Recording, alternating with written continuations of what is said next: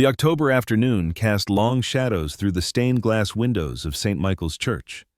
Pedro Gonzalez sat in the front pew, his weathered hands folded in his lap, staring at the mahogany casket that held his wife of 44 years. Leticia. The name still caught in his throat.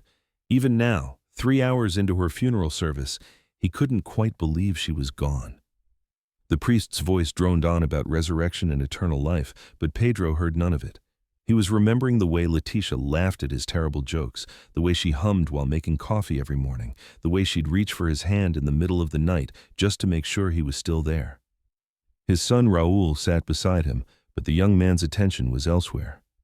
Pedro noticed the phone in Raul's lap, the way his thumbs moved across the screen every few minutes, texting, at his mother's funeral. On Raul's other side sat Bianca, his wife of 6 years. She wore a black business suit that seemed too formal, too sharp for a funeral. Her dark hair was pulled back in a tight bun, and her eyes, Pedro caught her looking at him more than once during the service, held something he couldn't quite read. Not grief. Something colder. She leaned close to Raul, whispering something. Raul nodded without looking up from his phone. They exchanged a glance that made Pedro's stomach tighten with unease he couldn't explain. "Let us pray," the priest said. The congregation bowed their heads. Pedro closed his eyes, but no prayer came. Only the echo of Leticia's last words to him in the hospital. "Take care of yourself, mi amor. Promise me." He'd promised, but he hadn't known how hard it would be. When the service ended, Pedro stood at the church entrance, accepting condolences from neighbors and old friends. Mrs. Rodriguez, who'd lived next door for 20 years, squeezed his hand with surprising strength. "Your Leticia was a good woman, Pedro. The best." She glanced over his shoulder, lowering her voice. "Your son, he left already? Without helping?" Pedro turned. The church was nearly empty now. Raul and Bianca's car was pulling out of the parking lot. "They said they had something important to take care of," Pedro murmured, though he couldn't remember when they'd told him that. Perhaps during the service, when his mind had been elsewhere. Mrs. Rodriguez's expression darkened. "Important? Today?" She shook her head. "Well, you call me if you need anything at all." Pedro drove alone to the cemetery. Alone, he watched as they lowered Leticia into the ground. Alone, he threw the first handful of dirt onto her casket, the sound hollow and final. The house on Maple Street, their home for 28 years, felt enormous and empty when he finally returned as the sun began to set. He stood in the doorway, inhaling the faint scent of Leticia's lavender perfume that still lingered in the air. He'd thought he'd have time to sit quietly with his memories, time to look through photo albums, time to cry in private, but the lights were on in the dining room, and voices drifted down the hallway. Pedro's hand tightened on his keys. Raul and Bianca were here, already. They were sitting at the dining room table, his and Leticia's table, where they'd shared thousands of meals over 4 decades. Papers were spread across the surface, and Bianca had a leather portfolio open in front of her, like this was a business meeting. Raul looked up when Pedro entered. For a moment, something like guilt flashed across his face. Then, Bianca touched his arm, and the expression vanished. "Pa," Raul said, "we need to talk." Pedro set his keys on the counter. His tie felt too tight. Everything felt too tight. "Can it wait until tomorrow? Today's been—" "No," Bianca's voice was crisp, businesslike. "It can't wait." Pedro blinked. In 6 years of marriage to his son, Bianca had never spoken to him with such directness. She'd always been polite, if distant. This was different. "Bianca, this is a family matter, Pedro began. "I am family." She stood, smoothing her suit jacket. "And this is about the future of this family." Something cold settled in Pedro's chest. He looked at his son. "Raul?" Raul wouldn't meet his eyes. Instead, he slid a piece of paper across the table. Pedro approached slowly, his legs feeling unsteady.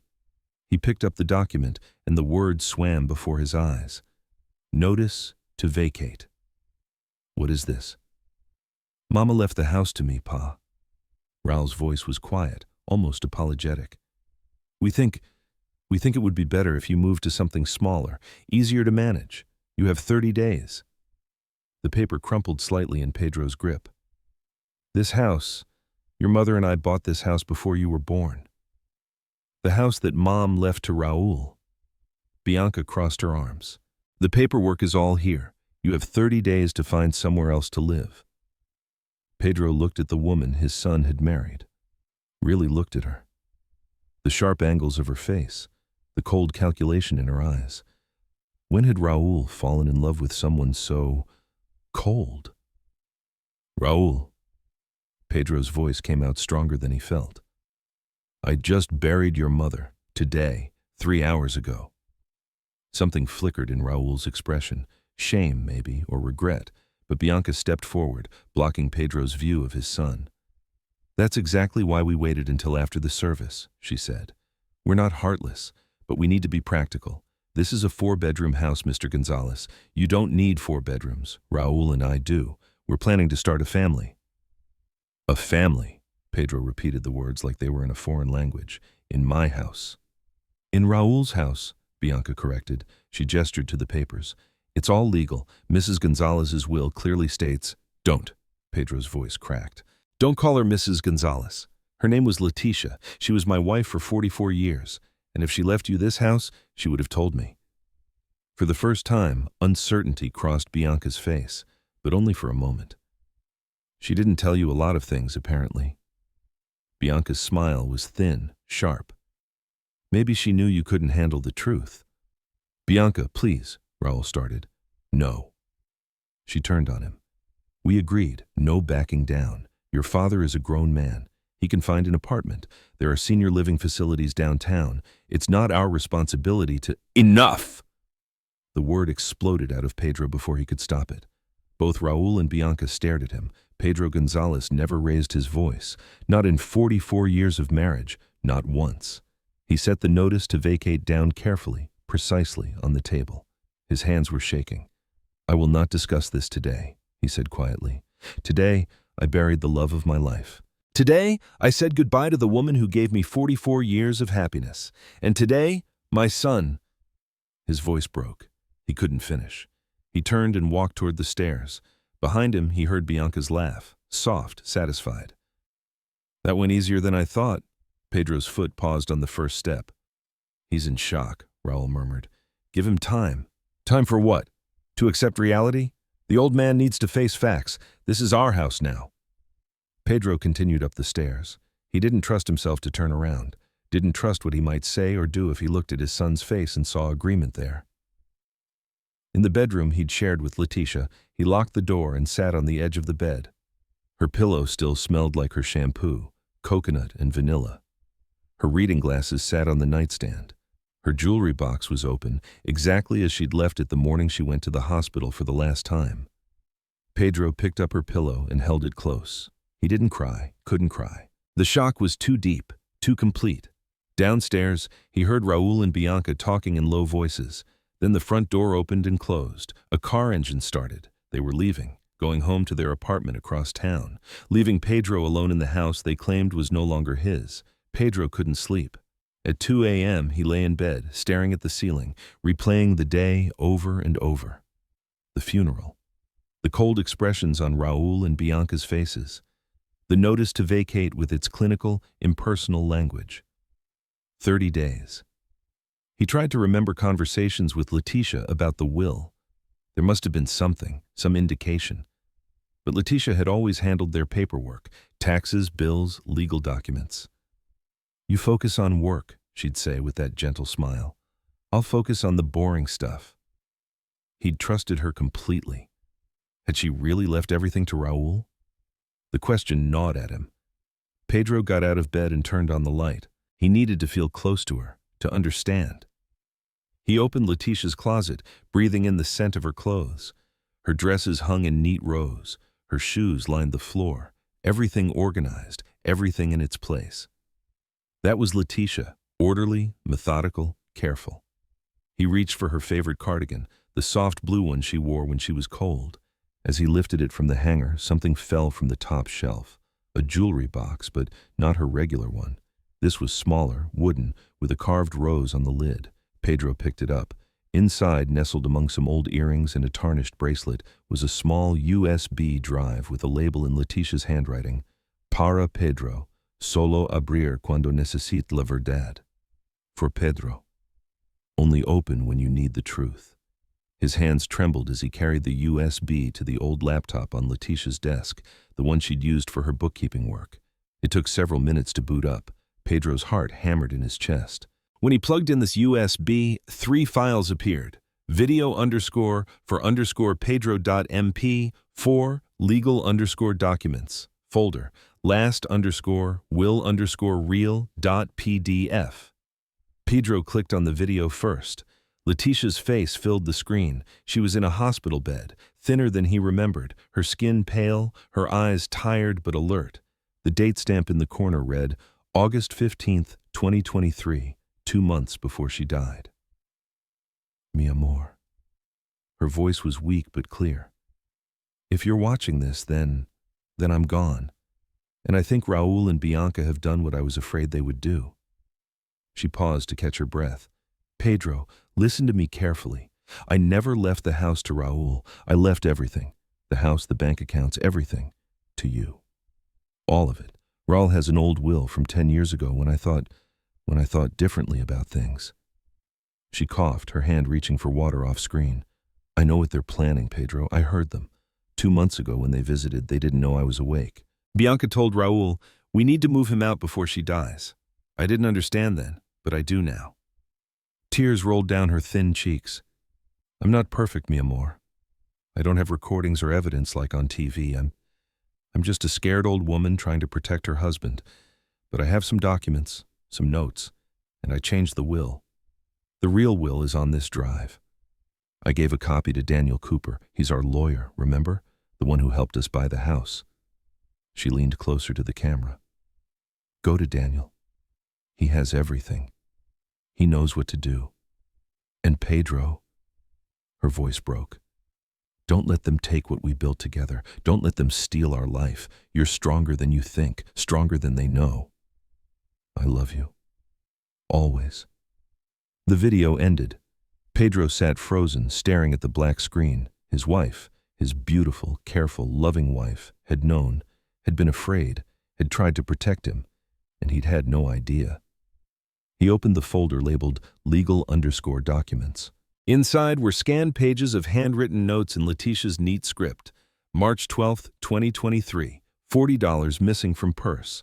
Found my debit card in Bianca's purse 2 days later. April 18th, 2023, credit card charge for $127 at Rosa's restaurant. Raul and Bianca had dinner there. I didn't authorize it. May 3rd, 2023, heard Bianca on phone. Once the old man is in a facility, we can sell the house quickly. July 22nd, 2023, Raul asked how much house is worth, said he was just curious. He's never asked before. Page after page, a catalog of small thefts, suspicious conversations, warning signs that Letitia had noticed while Pedro had been oblivious. The last note, dated September 8th, made his blood run cold. Overheard them at hospital. Bianca asked if we should tell doctors to stop expensive treatments. Melvin said, better to let nature take its course, more inheritance left over. They were discussing letting me die to save money. Pedro's vision blurred. He gripped the edge of the desk. His son, his own son, had discussed letting his mother die for money. Outside the window, the sky was beginning to lighten. Dawn was coming. Pedro looked at the notice to vacate on the nightstand, then at the USB drive, then at the PDF file he hadn't opened yet, last_will_real.pdf. He clicked it open. There it was, in black and white, signed and notarized. I, Letitia Maria Gonzalez, being of sound mind, do hereby bequeath all my worldly possessions to my beloved husband, Pedro Gonzalez, including but not limited to our family home at 2847 Maple Street, all bank accounts, all investments, and all personal property. To my son, Raul Gonzalez, I leave the sum of $15,000 and my blessing, with the hope that he will learn to value family over fortune. Pedro read it 3 times. Then he picked up his phone and searched for Daniel Cooper's number. It was 6 a.m. Too early to call. He called anyway. For 7 days, Pedro said nothing. He stayed in the house, moving through the rooms like a ghost. He watched as Raul and Bianca came and went, bringing boxes, measuring furniture, making plans. On day 3, Bianca changed the locks on 2 of the upstairs bedrooms. "These are ours now," she said when Pedro asked. "We need to start organizing." On day 5, Raul began packing Letitia's belongings, her books, her clothes, her photo albums, without asking Pedro's permission. "Where are you taking those?" Pedro asked quietly. "Storage," Raul muttered, not meeting his father's eyes. "We need the space." On day 7, Pedro came downstairs at dinner time to find Raul and Bianca eating at the dining room table. He reached for a plate from the cabinet. "That's not for you," Bianca said. Pedro paused. "Excuse me? We didn't cook for you. This meal is for family." Something in Pedro's chest tightened. "I am family." Bianca set down her fork. "You have 23 days left, Mr. Gonzalez. 23 days before you need to be out. I suggest you start acting like it." "Bianca, come on," Raul started. "No." She turned on him, her voice rising. "I'm done being nice. I'm done pretending. We've been planning this for months, Raul. Months! Your father needs to understand that this house is ours now." Pedro stood very still. "Planning for months?" Bianca laughed, a harsh, bitter sound. "You think this just happened? You think we made this decision on a whim?" She stood up, facing him directly. "We've been drowning, Mr. Gonzalez, drowning in debt. Raul's business failed. Did you know that? Of course you didn't. You never asked. We owe $70,000. 70,000. "Bianca, stop!" Raul's voice was desperate now, but she was past stopping. "This house is worth $340,000, maybe more. It's our way out, our only way out. So excuse me if I'm not crying tears over an old man who's lived here long enough." The room fell silent. Pedro looked at his son. Raul sat hunched in his chair, staring at his plate, his face flushed with shame and anger. "Is that true?" Pedro asked quietly. "You need the money that badly?" Raul didn't answer. "Answer him!" Bianca snapped. "Yes," Raul's voice cracked. "Yes, okay? We're broke, Pa. We're about to lose everything. I tried to start a business, a coffee shop, and it failed. I lost my investors' money, Bianca's parents' money. We have nothing left except—" He gestured around the room. "Except this." "Except what your mother left you," Pedro said slowly. "What Mama left us," Raul corrected. "She understood. She knew we needed help." Pedro nodded slowly. He walked to the counter, picked up his phone, and made a call. "Who are you calling?" Bianca demanded. "Daniel Cooper, our lawyer." For the first time, real fear flickered across Bianca's face. "Why?" Pedro waited as the phone rang. "Because I need to understand exactly what my wife left behind. And I think it's time all of us learned the truth." Daniel Cooper answered on the 3rd ring. "Pedro, is everything all right?" "No," Pedro said, looking directly at Raul and Bianca. "But I think it's about to be. Can you meet me tomorrow morning, 9 o'clock? "Of course. My office?" "Yes." Pedro ended the call and set the phone down. "I'm going upstairs now. I'll be meeting with our lawyer tomorrow. If either of you would like to join me, you're welcome to. But I think you should know something." He walked to the bookshelf and pulled out the small wooden jewelry box, the one that had held the USB drive. He set it on the table between them. "Your mother was a very careful woman. She kept records of everything, every conversation, every strange charge on the credit cards, every dollar that went missing from her purse." Bianca's face went pale. "And she made a video," Pedro continued, "explaining everything she'd discovered about what you were planning." That's not possible," Bianca whispered. 9 o'clock tomorrow," Pedro said. "Daniel Cooper's office. I suggest you both be there." He turned and walked up the stairs, leaving them sitting in stunned silence. Behind him, he heard Bianca's voice, shrill with panic. "He's bluffing. He has to be bluffing." But Raul's response was quieter, defeated. "Mama always kept records. Always. Oh God, Bianca, what did we do?" Pedro closed the bedroom door and sat on Letitia's side of the bed. Her pillow still smelled like coconut and vanilla. "I'm going to fight for us, mi amor," he whispered to the empty room. "Just like you taught me." Outside the window, the moon rose over Maple Street, casting silver light across the house where Pedro and Leticia had built 44 years of memories. Tomorrow, that house would become a battlefield. But tonight, Pedro finally allowed himself to cry. Daniel Cooper's law office occupied the second floor of a brick building on Main Street. Cooper and Associates had been there for 30 years, handling everything from house closings to estate planning for half the families in town. Pedro arrived 15 minutes early. He sat in the waiting room, watching through the window as morning traffic rolled past. His hands were steady. After 7 sleepless nights, he'd moved beyond fear into something colder, harder: determination.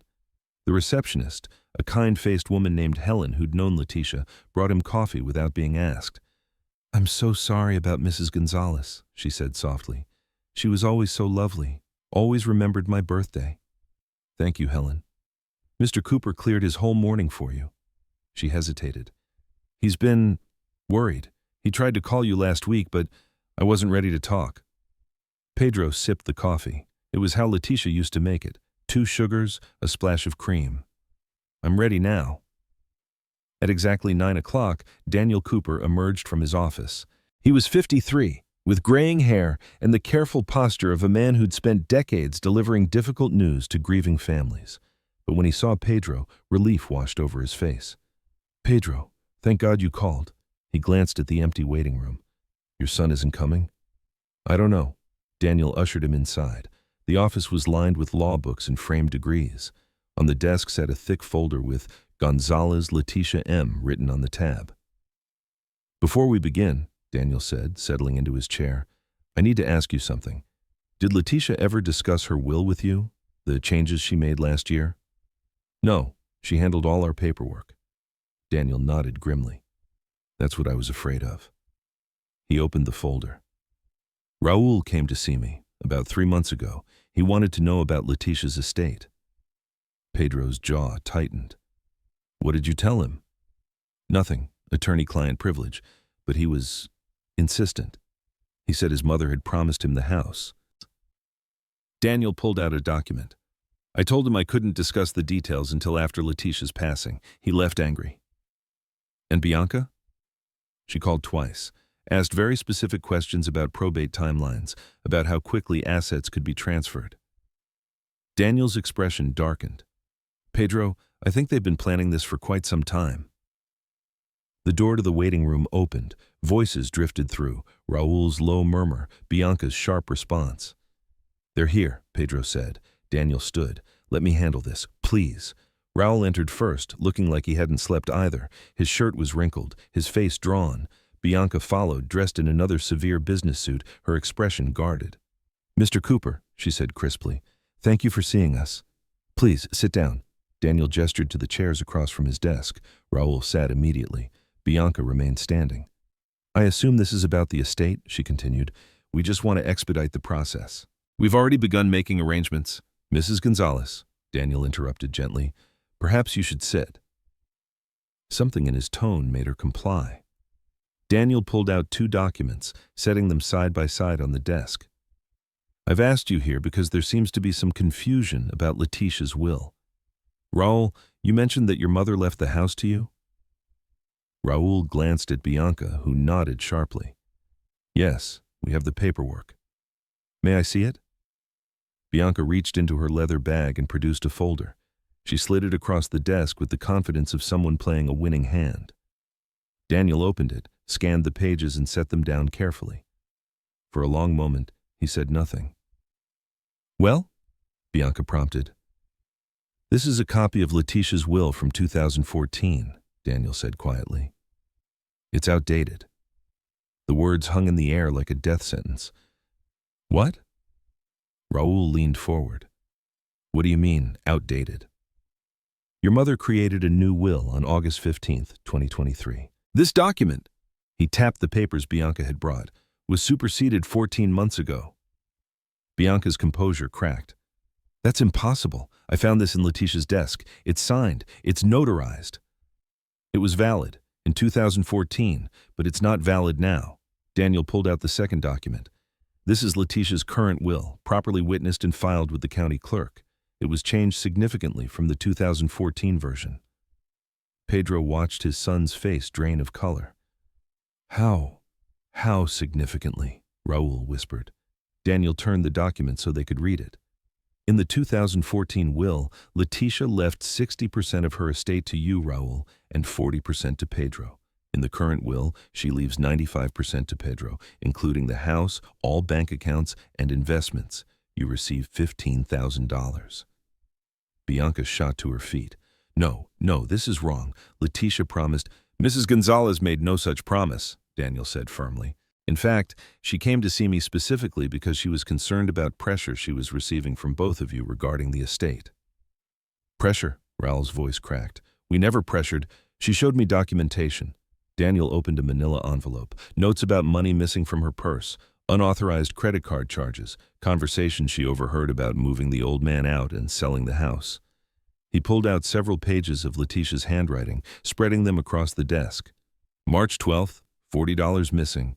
April 18th, credit card charge at Rose's restaurant, $127 unauthorized. May 3rd. He looked up at Bianca. Would you like me to continue? Bianca's mouth opened and closed. No sound came out. There's more. Daniel retrieved another document. Letitia hired a private investigator, Vincent Kane. She had you followed for 2 months. Pedro hadn't known about this. He leaned forward, his heart pounding. The investigator documented several meetings between Bianca and a real estate developer named Kyle Bradford. They discussed, Daniel consulted his notes, the market value of the house on Maple Street, the fastest way to sell it, and what commission Bianca would receive as a finder's fee. Raul turned to his wife, his face ashen. What is he talking about? It's not. I was just, Bianca stammered. Then her expression hardened. I was protecting us, planning for our future. You were planning to sell my parents' house while my mother was still alive? Raul's voice rose. While she was dying? She was going to die anyway, Bianca shouted. The doctor said 6 months, maybe less. I was being practical. The room fell into shocked silence. Daniel cleared his throat. There's one more thing. The investigator also documented conversations between the two of you at the hospital. On September 2nd, you discussed whether to continue paying for Letitia's treatments, or to, and I quote, let nature take its course to preserve the inheritance. Pedro felt something break inside him. He looked at his son, really looked at him. Raul's face had gone beyond pale to a sickly gray. His hands trembled on the armrests. Pa, Raul began. Don't. Pedro's voice was barely above a whisper. Don't call me that. This is ridiculous. Bianca recovered first, her voice sharp with desperation. Some notes in a private detective? That proves nothing. Letitia was sick. She was paranoid. My client was not paranoid. Daniel's voice turned cold. She was a trained bookkeeper with 40 years of experience. Every note is corroborated with bank statements, credit card bills, and timestamps. And the investigator's report, he tapped the thick folder, includes photographs, recordings of phone calls in public places, and signed affidavits. Recordings? Raul's voice was hollow. Audio of Mrs. Gonzalez discussing the sale of 2847 Maple Street with Kyle Bradford. In those conversations, she references getting the old man out and convincing her husband it's his idea. Daniel looked directly at Bianca. Would you like to hear them? No. Bianca's composure shattered completely. This is entrapment. It's illegal. Recordings made in public spaces are perfectly legal in California. Daniel closed the folder with a decisive snap. Now, let's discuss what happens next. He stood, walking around the desk to face them directly. Pedro Gonzalez is the rightful owner of 2847 Maple Street and all of Letitia's assets. The notice to vacate you served him is legally void. In fact, he pulled out another document. By attempting to fraudulently claim ownership and forcing Mr. Gonzalez from his own home, you've committed several crimes. Elder abuse, fraud, attempted theft by false pretenses. Raul was shaking now, tears streaming down his face. I didn't know. I swear, Pa, I didn't know about the investigator, about Bianca meeting with, but you knew the will was old. Pedro's voice was steady, cold. You knew your mother had been to see Daniel. You knew she'd changed things, and you used that old copy anyway. Because we're desperate, Raoul shouted. "We owe $70,000. The bank is threatening to foreclose on our apartment. We have nothing." "So you decided to take mine?" The question hung in the air. Bianca grabbed her purse. "I'm not listening to this. Come on, Raoul. Let them prove it. Let them try." But Raoul didn't move. He sat staring at his father, his face a mask of shame and despair. "Raoul," Bianca's voice turned sharp, "we're leaving. Now." "You used me," Raoul said softly. "Didn't you?" "What?" "You never loved me. You loved what you thought I'd inherit." He stood slowly, turning to face her. "Mama tried to warn me. 2 years ago, after Christmas, she said you'd changed, that you only cared about money. I defended you. I said she was being judgmental." "Oh, don't be so dramatic. Did you ever love me?" Raoul's voice cracked with anguish. Bianca's face twisted with contempt. "Love? You want to talk about love? I married you because you had potential, because your parents had assets, because I thought you'd be someone." She laughed bitterly. "But you're nothing. A failed businessman living off his parents. I wasted 6 years on you." The slap of her words left Raoul reeling. "Get out," Pedro said quietly. Bianca spun toward him. "Excuse me?" "Get out." Pedro stood, and though he was 64 and grieving, there was steel in his voice. "Out of this office, out of my life. If I ever see you near my house or my son again, I will press every charge Daniel can think of."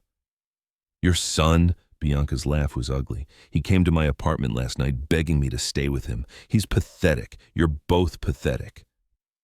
"Mrs. Gonzalez," Daniel's voice cut through the venom, "I'm going to give you one chance. Leave now, quietly, and we won't pursue criminal charges. Stay, and I call the police. Your choice." For a moment it seemed like Bianca might argue, then she grabbed her bag and stormed toward the door. "You'll regret this," she shouted. "All of you." The door slammed behind her. In the silence that followed, Raoul collapsed back into his chair, his head in his hands, sobbing. Pedro looked at Daniel. "Can you give us a moment?" "Of course." Daniel gathered his files and stepped out, closing the door softly behind him. Father and son sat in the quiet office, separated by 3 feet of space that felt like miles. Pedro went to the small table by the window, where Daniel kept a water pitcher and 2 glasses. He filled both, his hands steady despite the turmoil in his chest. He set one glass in front of Raoul and kept the other. Raoul didn't touch it. He sat hunched in the chair, his face buried in his hands, his shoulders shaking with silent sobs. Pedro drank half his water in one gulp, then sat down. Not in Daniel's chair behind the desk, but in the chair beside his son, close enough to touch, but he didn't reach out. "I'm sorry," Raoul whispered through his tears. "God, Pa, I'm so sorry." Pedro said nothing. He waited. "I knew the will was old. I knew Mama had been to see Daniel last year. She told me she was updating things. But when I found that copy in her desk after she... His voice broke. "Bianca said it was legal, said we could use it, said Mama must have just forgotten to file the new one. But you knew better." I wanted to believe her. Raoul finally looked up, his eyes red and swollen. "We owe so much money, Pa. The cafe failed after 6 months. My investors, Bianca's parents, they lost everything. Her father won't even speak to me. I thought if we had the house, we could sell it, pay everyone back, start over." "By stealing from your father?" Raoul flinched. "I told myself you'd be okay, that you'd find a nice apartment, that you didn't need such a big house anyway." He laughed bitterly. "I made it sound reasonable in my head, almost generous. What about the money, the credit cards?" "I didn't know about that, I swear." Raoul's voice was desperate now. "Bianca must have, when she visited Mama alone." He stopped, the realization washing over him. "Oh God. She's been planning this for months, maybe years." Pedro took another sip of water. His throat felt like sandpaper. "Your mother knew. She saw what was happening. She tried to protect us both. She left me $15,000. Raoul's voice was hollow. "Even after everything, she still left me something." "She did. But I lost it. Because I tried to cheat you." Raoul's hands clenched into fists. "The conditional clause Daniel mentioned. I forfeit the inheritance if I defraud you, don't I?" Pedro reached into his jacket pocket and pulled out an envelope. It was cream-colored, slightly worn, with "For Raul" written in Letitia's careful handwriting. "Your mother gave this to Daniel 3 weeks before she died. She told him to give it to you only if—" He paused. "Only if you showed remorse, real remorse, not just regret at getting caught." Raul took the envelope with shaking hands. He opened it carefully, reverently, and began to read. Pedro watched his son's face as he read his mother's final words, watched the tears fall onto the paper, watched Raul's expression shift from shame to anguish to something that might have been hope. When Raul finished, he folded the letter carefully and held it against his chest. "She knew I'd mess up," he whispered. "She knew, and she still believed I could be better." "What did she say?" Raul's voice was thick with emotion as he read aloud. "My dearest Raul, if you're reading this, you've hurt your father, and you've lost your inheritance. I'm not surprised. I saw this coming. But I also believe in second chances, not because you deserve them, but because love means hoping for better, even when hope seems foolish." He paused to wipe his eyes. "I've asked Daniel to give your father a choice. He can enforce the forfeiture clause, and you'll receive nothing. Or, if he sees genuine change in you, he can give you up to $10,000, with conditions. You must leave Bianca. She is poison, mijo. You must enter counseling. You must find honest work and pay your debts. And you must visit my grave once a month and tell me about the man you're becoming. These are not suggestions. They are requirements." Raul lowered the letter. "She gave me a roadmap out of the mess I made. She gave you a chance to become who she always believed you could be." They sat in silence for a long moment. "I don't deserve this," Raul finally said. "I don't deserve your forgiveness or Mama's money or any of it." "No," Pedro agreed quietly. "You don't." Or the words hurt, but they were honest. "But your mother and I, we didn't build our life on what people deserved. We built it on what we hoped they could become." Pedro set his water glass down. "I'll give you the 10,000, not because you've earned it, because your mother asked me to, and because somewhere under the scared, desperate man sitting here, I still see my son." Raul's face crumpled. "Pa. But there are conditions. You heard them. Leave Bianca, get help, find real work, visit your mother's grave, and—" Pedro's voice hardened. "You don't live with me. You find your own place. You stand on your own feet. I understand. And if you slip, if you steal again, if you lie again, if you hurt anyone the way you hurt me, you're done. No second chance. You understand?" "Yes." Raul stood, hesitating. Then, slowly, he held out his hand. Pedro looked at it for a long moment. Then he stood and, instead of shaking his son's hand, pulled him into a brief, awkward embrace. "Awkward. I'm going to make this right," Raul whispered against his father's shoulder. "I swear, Pa, I'm going to make Mama proud." "Make yourself proud first," Pedro replied. "The rest will follow." When they pulled apart, both men had tears on their faces. Daniel knocked softly and entered. "Everything okay in here?" "Yes," Pedro said. "Can you draw up the paperwork, the 10,000 with the conditions Letitia specified?" "Of course," Daniel smiled, the first genuine smile of the morning. "I think Letitia would be very pleased with how this turned out." As Raul left the office to make phone calls, to his landlord, to a therapist, to start putting the pieces back together, Pedro stood at the window, looking out at the street below. Letitia had been right. As usual, people could change, not easily, not without pain, but they could change. He pulled out his phone and looked at the last photo he had of her, taken at Christmas, 2 months before her diagnosis. She was laughing at something he'd said, her eyes bright with joy. "Thank you, mi amor," he whispered to the image, "for protecting me, for believing in our son, for giving us both a chance to be better." The morning sun broke through the clouds, casting warm light across Daniel's office. For the first time since Letitia's death, Pedro felt something other than grief. He felt hope. 3 days after the meeting at Daniel Cooper's office, Pedro sat in courtroom 4 of the San Bernardino County Courthouse. The room smelled like old wood and stale coffee. Fluorescent lights buzzed overhead. Bianca sat across the aisle with her attorney, Richard Sterling, a sharp-suited man in his 40s who specialized in divorce and property disputes. She'd filed an emergency motion claiming rights to the Maple Street house under California's community property law. Judge Patricia Reeves, a stern woman in her mid-50s with silver-streaked hair, reviewed the documents with a deepening frown. "Let me make sure I understand this correctly," Judge Reeves said, looking over her reading glasses at Richard Sterling. "Your client, Mrs. Bianca Gonzalez, is claiming a right to property that was never owned by her husband, Raul Gonzalez, but by his father, Pedro Gonzalez, through direct inheritance from his deceased wife?"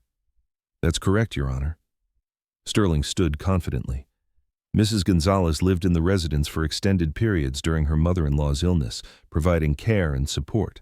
She believes she's entitled to compensation for— Objection. Daniel Cooper rose from his seat beside Pedro. Mrs. Gonzalez visited the residence approximately 4 times per year, averaging 2 hours per visit, hardly extended periods of caregiving. Judge Reeves held up a hand. "I'll hear evidence. Mr. Sterling, proceed."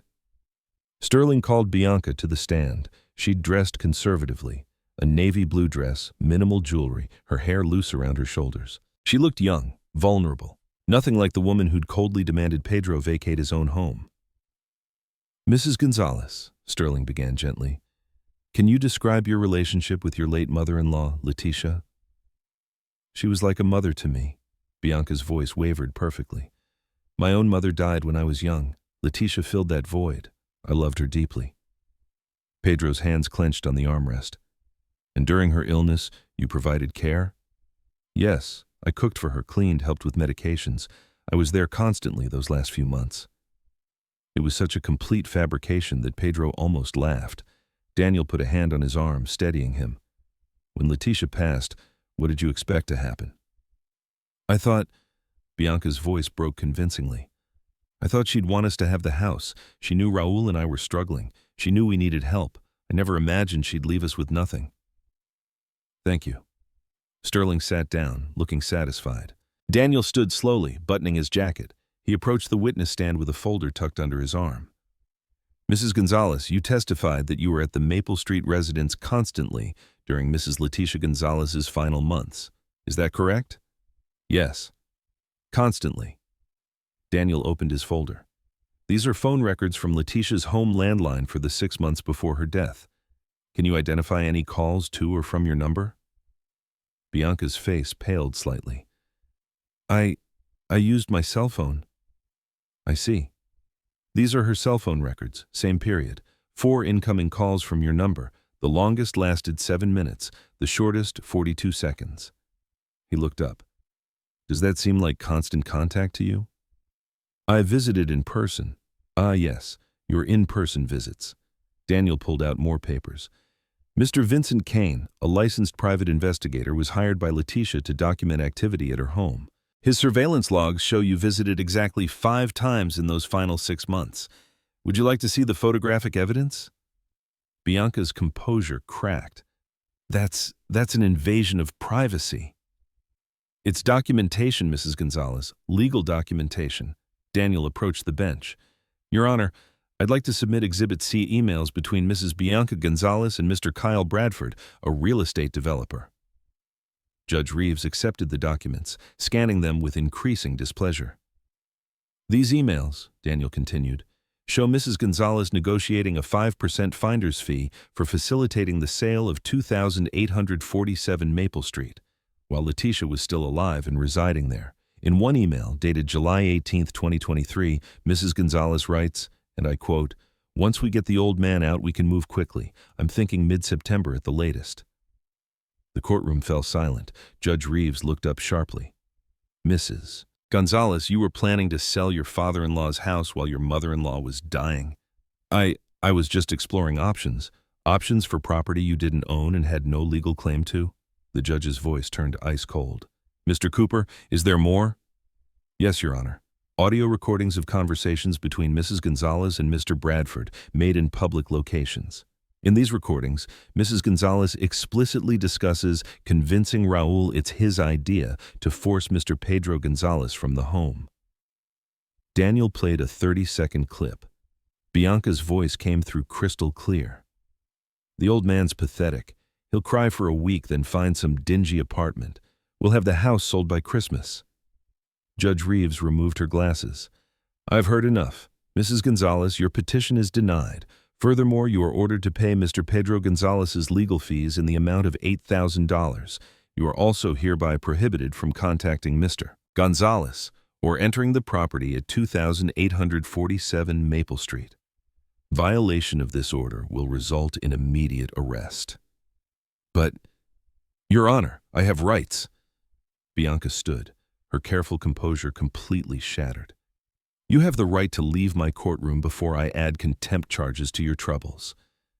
Judge Reeves's gavel came down with a sharp crack. We're done here. Bianca stormed out, her attorney hurrying after her. At the doorway, she turned back, her face twisted with rage and humiliation.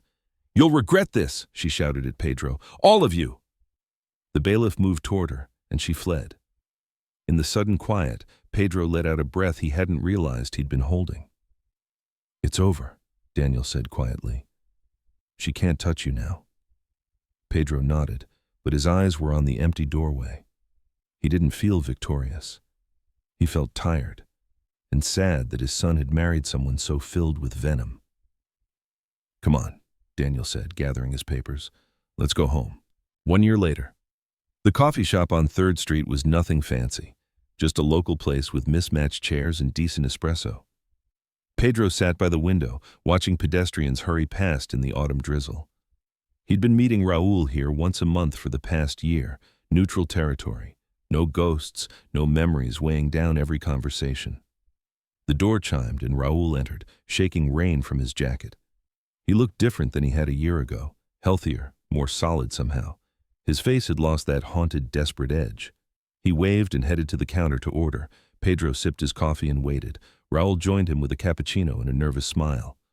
Sorry I'm late. Traffic was insane. It's fine. I was early. They sat in companionable silence for a moment. This was easier now.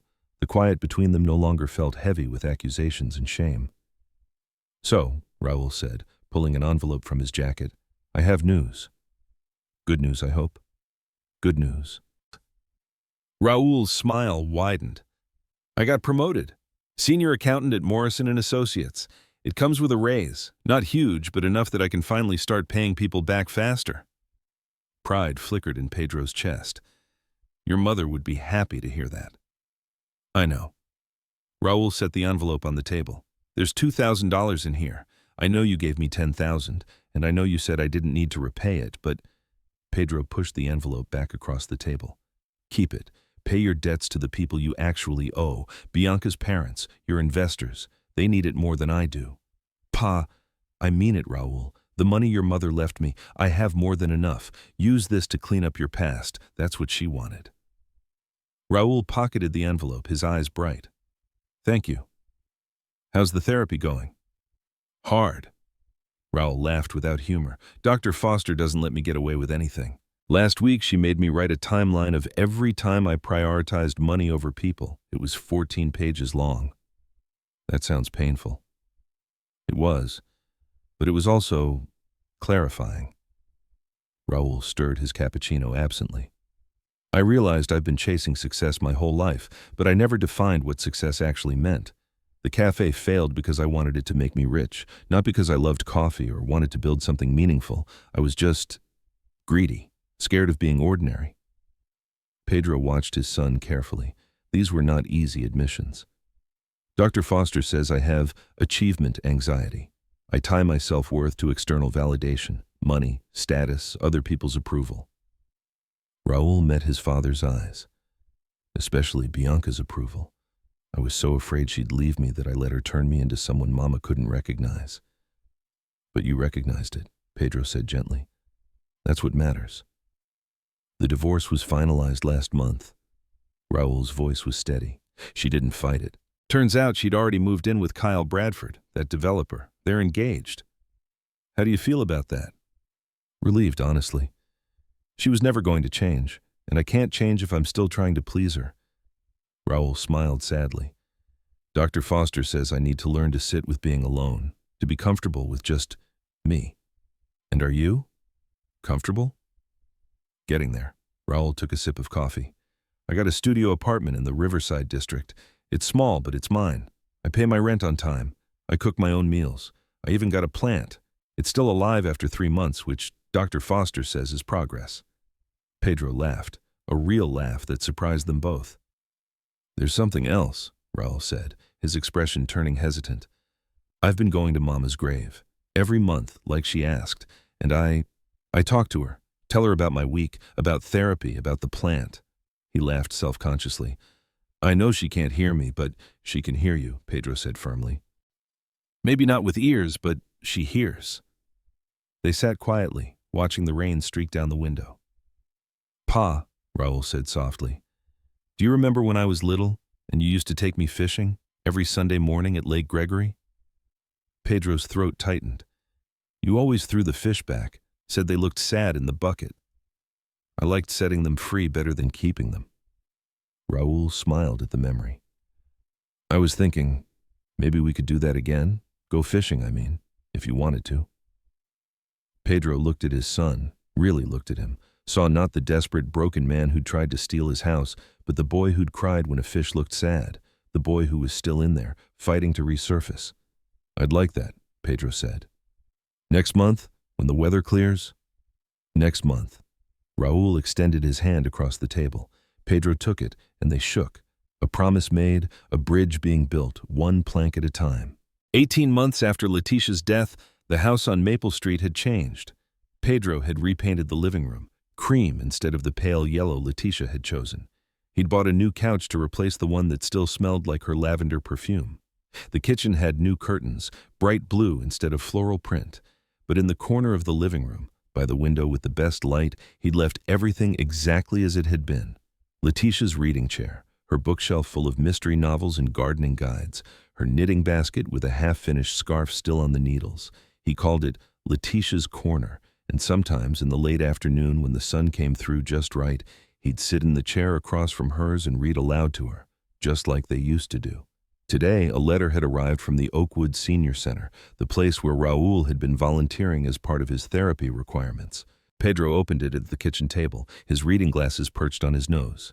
"Dear Mr. Gonzalez, your son Raul has spoken highly of your background in accounting and financial planning. Many of our residents struggle with managing their fixed incomes and would greatly benefit from free financial counseling.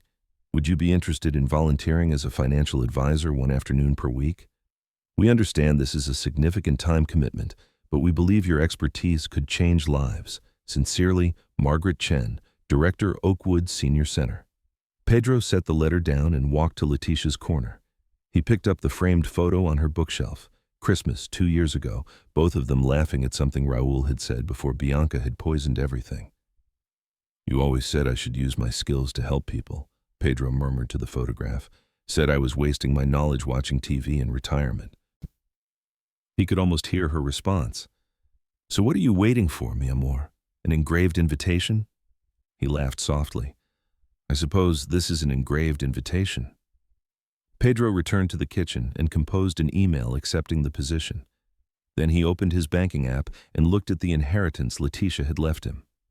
After expenses, taxes, and the $10,000 he'd given Raul, there was still over $90,000, more than enough. He called Daniel Cooper. "Daniel, I want to set up a scholarship fund, the Letitia Gonzalez Memorial Scholarship, for adults over 30 who are trying to change their lives through education and counseling." "That's a wonderful idea, Pedro. I want to fund it with $20,000 initially. Recipients have to be in therapy and doing community service, people who've made mistakes but are working to be better." "People like Raul," Daniel said gently. "People who deserve a second chance," Pedro corrected, because Letitia believed everyone did. As he hung up, the doorbell rang. Pedro opened it to find Raul standing on the porch, and beside him, a young woman with kind eyes and a shy smile. "Pa, this is Sophie Miller. She's from my therapy group. Sophie, this is my father, Pedro." "Mr. Gonzalez." Sophie extended her hand. "Raul's told me so much about you and about your wife. I'm so sorry for your loss." "Thank you, Sophie. Please, come in, both of you." They settled in the living room. Pedro made tea, Letitia's recipe with honey and mint, and brought out the cookies Mrs. Rodriguez had dropped off that morning. "Sophie's a teacher," Raul said, his voice filled with quiet pride. "3rd grade. She's incredible with kids." Sophie blushed. Raul's exaggerating, but I do love my job. Teaching is noble work, Pedro said. My Leticia always said teachers change the world one child at a time. They talked for an hour, about Sophie's students, about Raul's new apartment, about Pedro's upcoming volunteer work at the senior center. Normal conversation, easy and light. At one point, Pedro glanced at Leticia's corner and could have sworn he felt her approval radiating from that empty chair. When Raul and Sophie left, Raul hugged his father at the door, no longer awkward, but warm and genuine. Thank you, Pa, for giving me a chance, for not giving up on me. Your mother never gave up on you, Pedro replied. I'm just following her lead. After they left, Pedro stood at the window, watching them walk to Raul's car. Sophie said something that made Raul laugh, really laugh the way he used to before Bianca. He's going to be okay, Pedro whispered to the empty room. Our boy is going to be okay. And somewhere, he knew, Leticia was smiling. 2 years to the day after Leticia's death, Pedro and Raul stood at her grave in Riverside Cemetery. The morning was cool and clear, autumn leaves drifting lazily across the grass. They'd brought white roses, Leticia's favorite. Pedro knelt and placed his bouquet against the headstone. Leticia Maria Gonzalez, 1954 to 2023. Beloved wife, mother, and friend. Love hopes all things. Raul set his roses beside his father's and knelt as well. Hi, Mama, Raul said softly. It's been a good year, a really good year. Pedro smiled, staying quiet, letting his son speak. I got that promotion I told you about last month, senior accountant, and I've paid back almost $40,000 of my debts. Only 30 left to go. Raul touched the cold marble. Dr. Foster says I'm making real progress, says I'm learning to value people over profit. I think you'd be proud of that. He paused, gathering his thoughts. Sophie and I are taking things slow. She's patient with me, doesn't push, doesn't demand. She just sees me, the real me, not who she wants me to be. I think you would have liked her, Mama. Pedro felt his throat tighten with emotion. Pa's doing great too, Raul continued. He's helping seniors at Oakwood with their finances. He started that scholarship in your name. 3 people got it this year. One of them cried when Pa handed her the check, said it was the first time anyone had believed in her. Raul's voice cracked. Just like you believed in me, even when I didn't deserve it. They sat in silence, the wind rustling through the trees. Finally, Raul stood and turned to his father. Pa, I need to say something. I'm listening. Thank you for not abandoning me, for giving me that second chance, for being the kind of man Mama fell in love with, strong enough to be kind, brave enough to forgive. Tears rolled down Raul's cheeks. I don't know if I'll ever fully make up for what I did, but I swear I'll spend the rest of my life trying. Pedro stood and pulled his son into an embrace. You already have, he whispered, by becoming the man your mother knew you could be. They held each other for a long moment, 2 men bound by loss and love and the long, hard work of healing. When they pulled apart, both were crying. Come on, Pedro said, wiping his eyes. Let's go home. I'll make Mama's enchiladas and you can tell me more about Sophie. Deal. As they walked back to the car, Pedro looked over his shoulder one last time at Leticia's grave. The white roses gleamed in the morning sun. Goodbye, mi amor, he whispered. Until we meet again. 6 months later, Pedro stood at the front of the community room at Oakwood Senior Center, helping Mrs. Patterson understand her Social Security statement. Around the room, 8 other seniors worked on their own finances, occasionally calling out questions. Mr. Gonzalez, does this mean I'm getting a raise next year? Yes, Mrs. Kim, a small cost of living adjustment. Applause broke out.